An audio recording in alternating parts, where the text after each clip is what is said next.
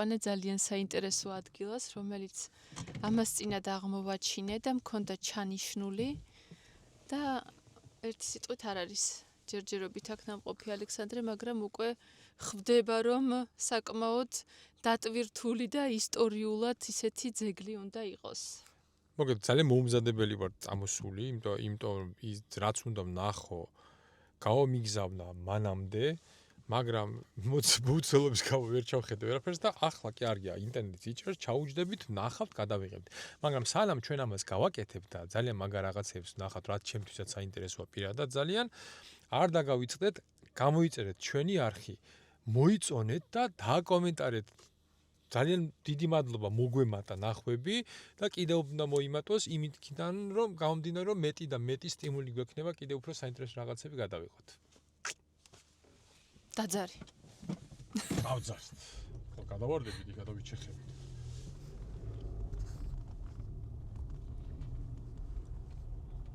სამდინარე მტკვარი, ხო?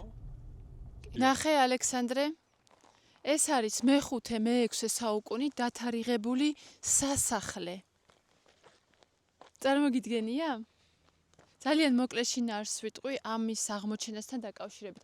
აი ეს ანძები რაც არის ჩვენს უკან, მათი აქ დადგმა დაყენება ხდებოდა 2020 წელს და მაშინ აღმოაჩინეს ზუსტად აქ რაღაც ადგილი. სამწუხაროდ 3 წლის განმავლობაში ვერ ხერხდებოდა ფინანსების მოძიება იმისთვის, რომ აქ დაწყებულიყო არქეოლოგიური გათხრები, აქტიური სამუშაოები და მხოლოდ 3 წლის შემდეგ დაიწყეს და საკმაოდ კარგი და საინტერესო რაღაცები აღმოაჩინეს. 4 დარბაზისგან შედგებოდა და ძალიან საინტერესო იყო ის, რომ ერთი დარბაზი, რომლის სიგრძეც 14 მეტრი იყო, გადახურული იყო არა კრამიტით, არამედ ჩალით, ან უფრო ცუბუქი რაღაცით. ხითაც ხურავდნენ ხოლმე თხის. იმიტომ რომ ფიზიკურად კრამიტით ვერ იქნებოდა გადახურული, რადგან მძიმე არის კრამიტი. თუმცა დერეფანი და პატარა დარბაზები იყო კრამიტით გადახურული და ეს კრამიტებიც აქ არის აღმოჩენილი. კიდევ ერთ რამეს დავამატებთ. ადგილობრივებს აქ ნაპოვნი ულამაზესი სტელები საოცარი ბარელიეფებით გადაუყრიათ მტკვარში. რატო? ალბათ ხელს უშლიდათ და გადაყარეს.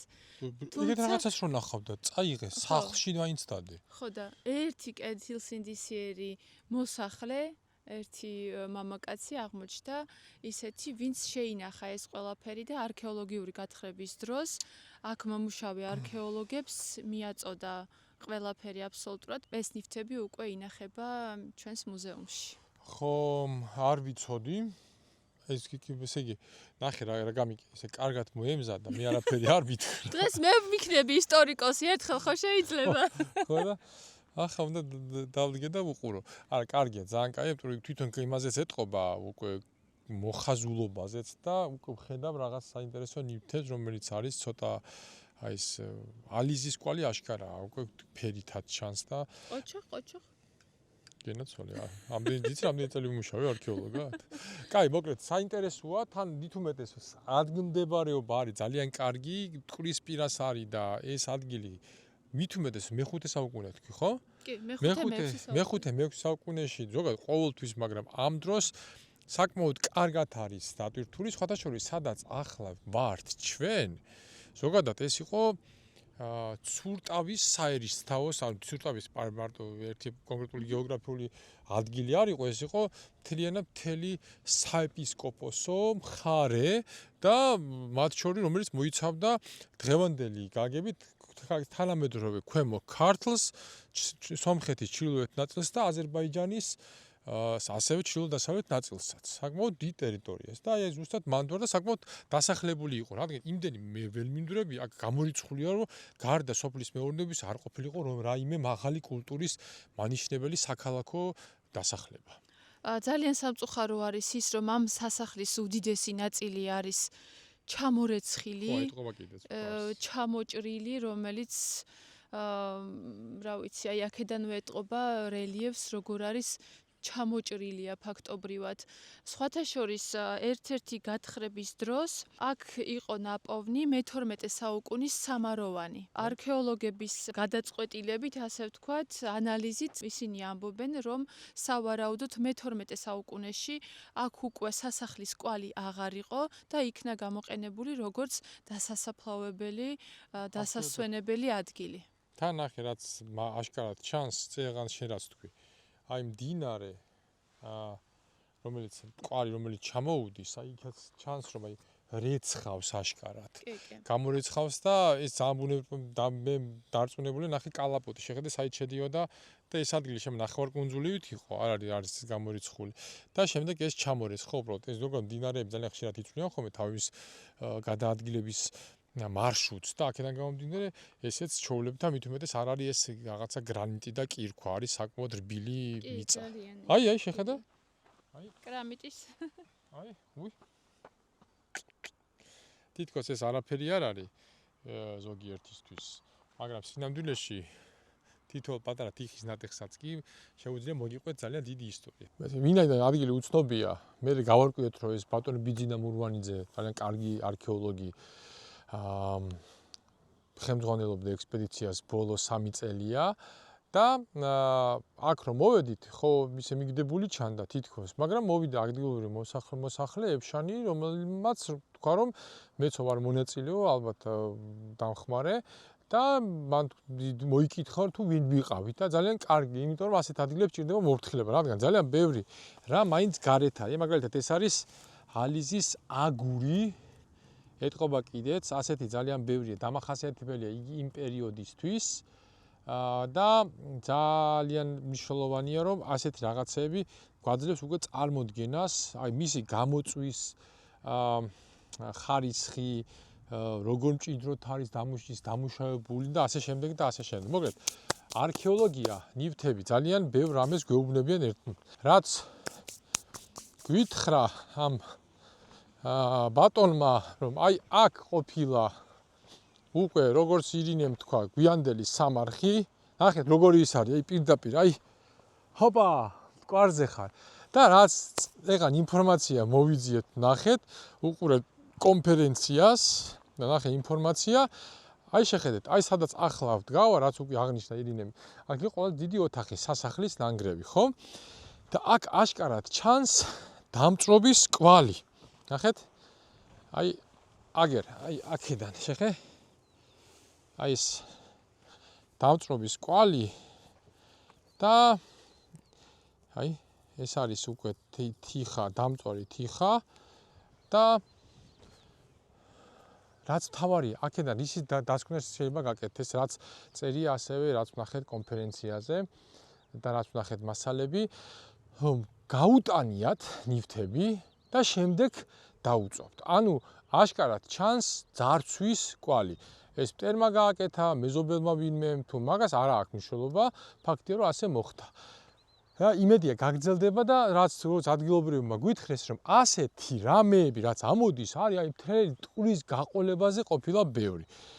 რაც არ არის გამოცხრული, რადგან ქვემო ქართლის და ამ ზეობის ხანა, ანუ დიდი და ძალიან დიდი წილი განვითარებისა, თქვა თუ შევადარებთ სხვა ქართულ კუთხეებს, ის უფრო ადრეულად უფრო განვითარებულია და მე უბრალოდ ის კარგავს ბევრ ფუნქციას, როდესაც შუა საუკუნეებში ბევრი შემოსევა ხდება.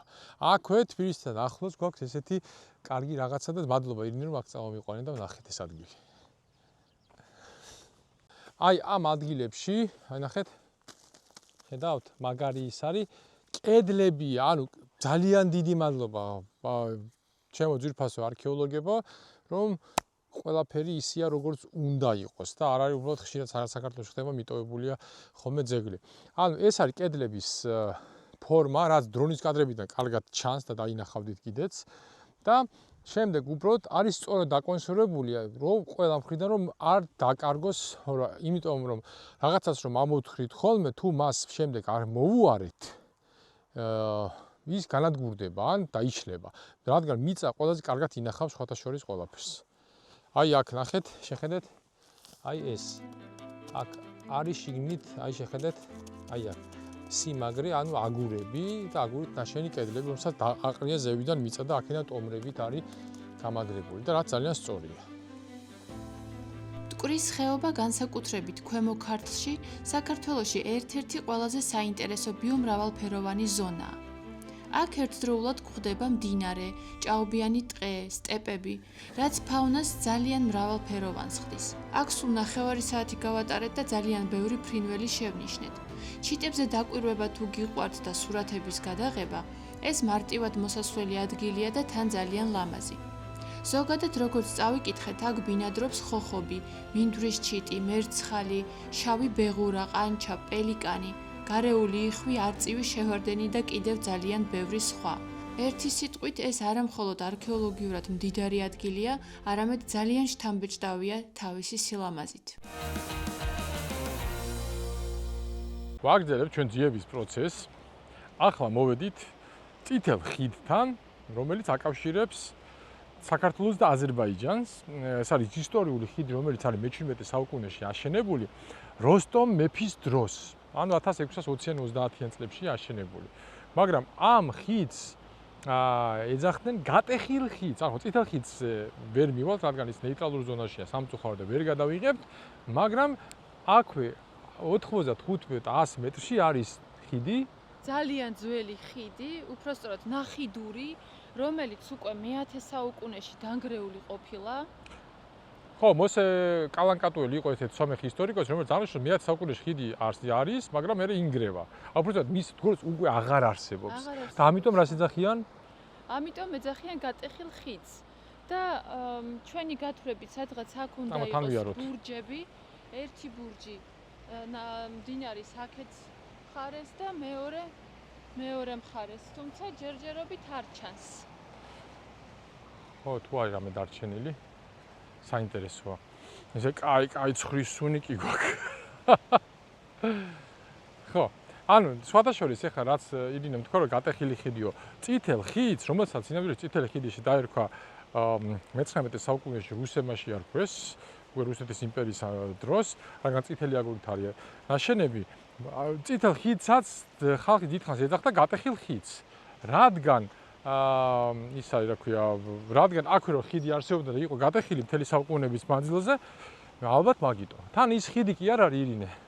იმ ხიდი არის ფაქტურად სავაჭრო ქარვასლათლათ არა, მაგრამ ის ფუნქციას ასრულებდა და იყო ასევე დასარჩენი ოთახები, ანუ ხიდი სასტუმრო იყო რა საკმაოდ. ამიტომ მოდი გავაგრძელოთ ძებნა, მე მგონი აქედან ვერ მივალთ. კულტურული მემკვიდრეობის საიტზე არის მითითებული კონკრეტული ადგილი, მაგრამ სამწუხაროდ ადგილი არ არის სწორი, რადგან ამ ადგილზე არაფერი არ არის, ჩვენ გავიარეთ, აი ნახავდით კიდეც და არის წითელი ხიდიდან იქით, წითელი ხიდის იქით, ანუ აზერბაიჯანის მხარეს გამოდის. ჩვენ ვერ გადავალთ. ან მინიმუმ ნეიტრალურ ზონაში, სადაც სამწუხაროდ ვერ გადავალთ, ვერ დრონს ვერ ვაფრენთ, რადგან სასაზღვრო ზონაა. თავარი ისტორია რაც არის ამ ყველაფრის, რომ ეს იყო ერთ-ერთი თავარი გზაჯვარედინი გადამკვეთი ადგილი. 400 წელზე ცოტა მეტი გავიდა და დღემდე არ დანგრეულა. ის კი არა ფუნქცია, ანუ რომ იყოს გადასვლა შეიძლება ის მანქანებით ჩვეულებრივ გადადიოდნენ, სანამ ეს ახალი ხიდები აშენდებოდა. ალექსანდრე მემუქრება სადღაც უნდა წაგიყვანო რაღაცის საჭმელადო და იმ სიტყვას მე ვერ ვამბობ. ანუ თვითონ ხო მეტრაბახება ხო ბევრად მე ქვეყანაში ნაყოფი ვიდრე მე და ეს მაგ ნაჭამი ის მაგ ნაჭამი და რა გადამჭამა თავი და ახლა უნდა წავიყვანო აქვე არმისული აზერბაიჯანის საზღვართან ქესალოში რამიზასთან უნდა ვაჭამო ცხვრის რავი ყვერები ეგრე ქვია რა გენტალიები ხო როგორც არის რა კულტურულად ქართულად როგორ თქვათ არ ვიცი მაგრამ ეგრეა რა და ხარისაც არის მაგრამ ქაბაბიც აქვს და მოგეთ რაც იქნება უნდა ვაჭაპო რა მოგეთ შეხედოთ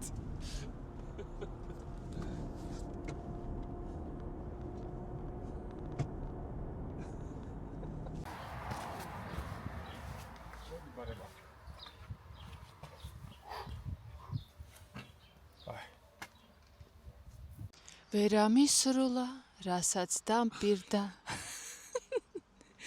რადგან არა აქვთ ეკა ვერი დღეს არა გვაქვსო პატარები არიანო გადავრჩი ვერ გადამირჩევა, რადგან მაინც მოგიყვება, მაინც გაჭმევ.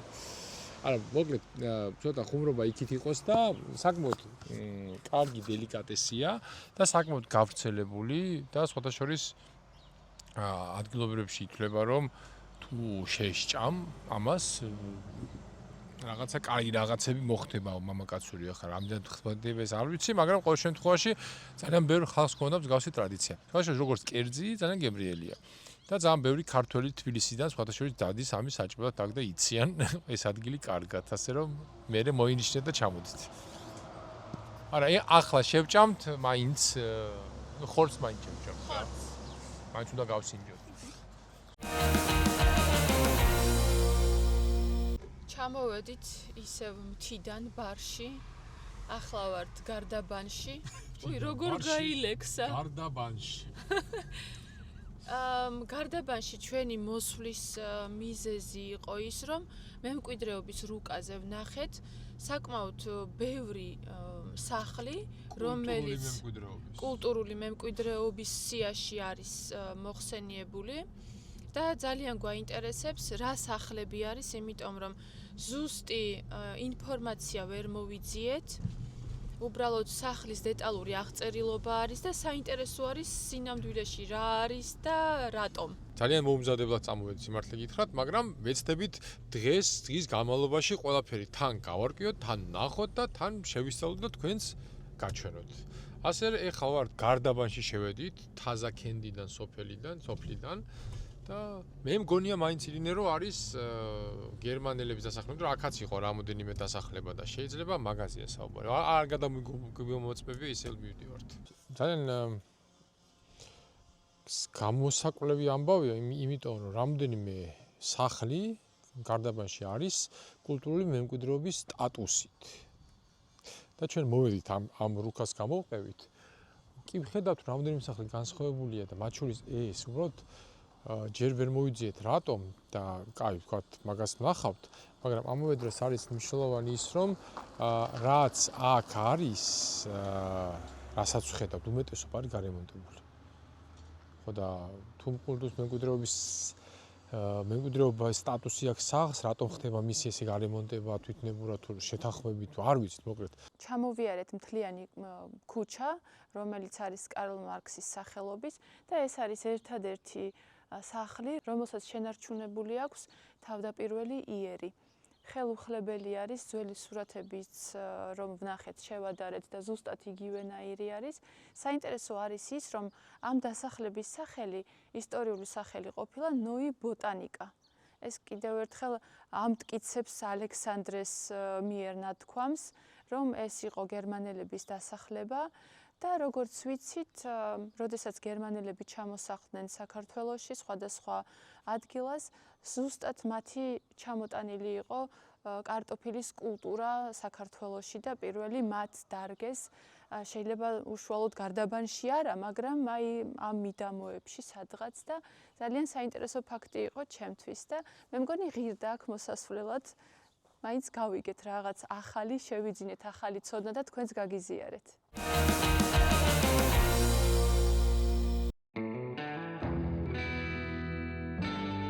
ბევრი ვიარეთ თუ ცოტა ვიარეთ. ამოდით სვანეთში.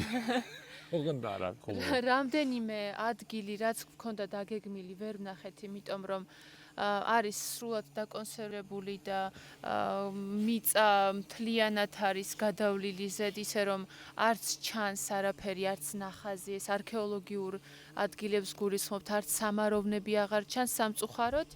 ამიტომ გადავწყვიტეთ, რომ ასე მოკლე გადაცემა რომ არ გამოსულიყო, რამე დაგვემატებინა, მაგრამ გარდაბანს ისევ დავუბრუნდით. ოხო, არა, მოიცადე, მაგრამ გარდაბანს არ გავწდით. ოხო, თავი რა არის, იცით, დღეს რაღაცა მიწის ქვეშ რაღაცები და წეგან მეუბნებოდი, მოდი ისეთი რაღაცა გადავიღოთ მიწის ზევითაც კარგად ჩანს ქონდა.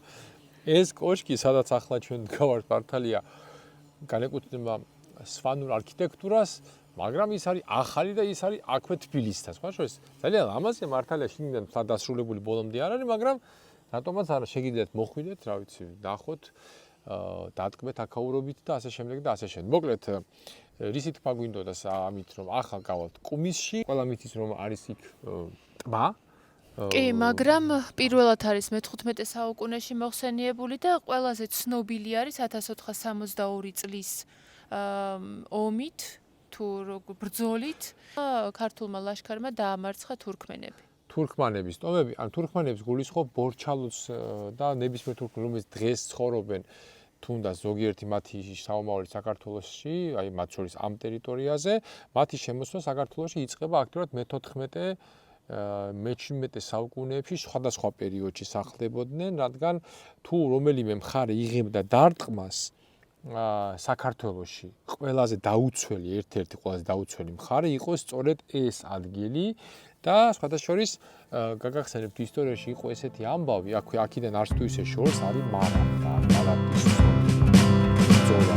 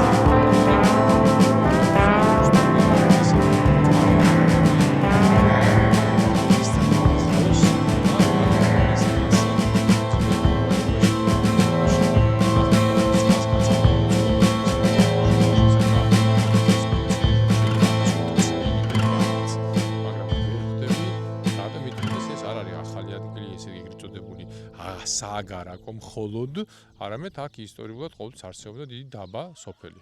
მე მგონია, რომ ამდენი ადამიანიც აღარ იქნება უკვე. იმიტომ რომ აი სახლების 85% ისეთი მიტოვებული არის, რომ უკვე დანგრევის პირას არის.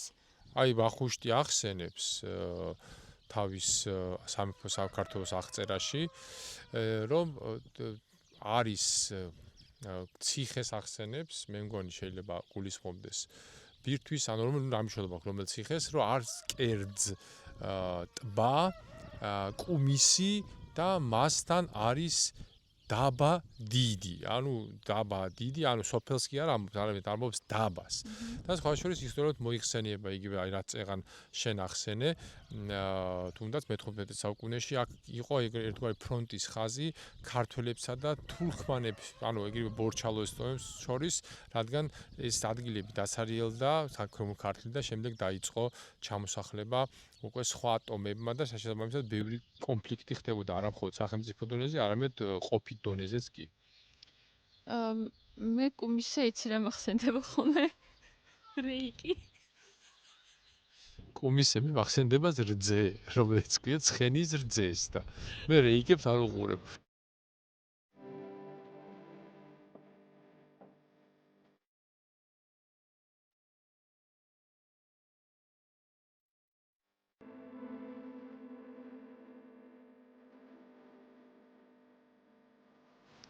მოდი არ წახვიდე რა შორს მოგეფერები რა, მოდი რა.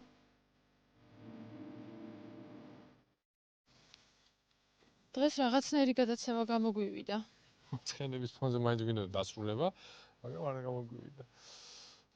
ესე იგი, ქონდა გეგმაში ბევრი რამ და მაგრამ გზაში რაღაცეები ისე არ წავიდა როგორც გვინდოდა. მაგრამ არა უშავს. დღევანდელი განაცემა იქნება შედარებით მოკლე, მაგრამ გვინდებით რომ შემდგომში დაგიმოვიდეთ უფრო ბევრი და მრავალფეროვანი რაღაცები.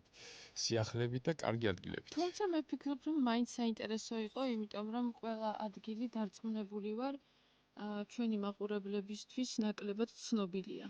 კი, განსაკუთრებით მიწის ქვეშ, რადგან ის არ ჩანს. მართლა ესეა. რადგან საქართველოს ისტორია, აი ზედაპირზე, აი აისბერგივით არის საქართველოს ისტორია, ვიცით მხოლოდ აი ძალიან მცირე ნაწილი მისი ზედაპირის. ამიტომ სადაც არ უნდა გათხარო, რაღაცას ამოთხარ. გამოიწერეთ არხი კიდევ ერთხელ, გარდა გავიწყდეთ და შემდეგ შეხვედრამდე.